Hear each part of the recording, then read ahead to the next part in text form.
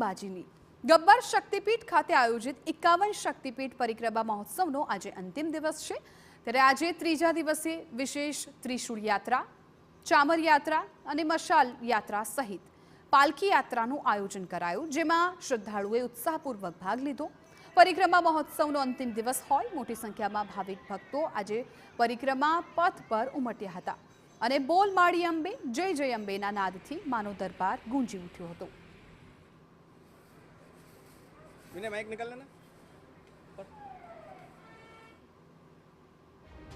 આજે જિલ્લા કલેક્ટર, વહીવટી તંત્ર સહિત યાત્રાધામ વિકાસ બોર્ડના અધિકારીઓએ પણ 51 શક્તિપીઠ પરિક્રમાનો લાભ લઈ માના આશીર્વાદ મેળવ્યા હતા।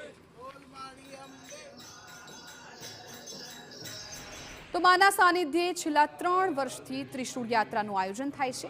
અહીં શાસ્ત્રોક્ત વિધિ વિધાન સાથે 51 શક્તિપીઠ મંદિરોમાં મૂર્તિની પ્રાણ પ્રતિષ્ઠા થઈ છે અને એટલે જ તેના દર્શનનો વિશેષ મહિમા છે।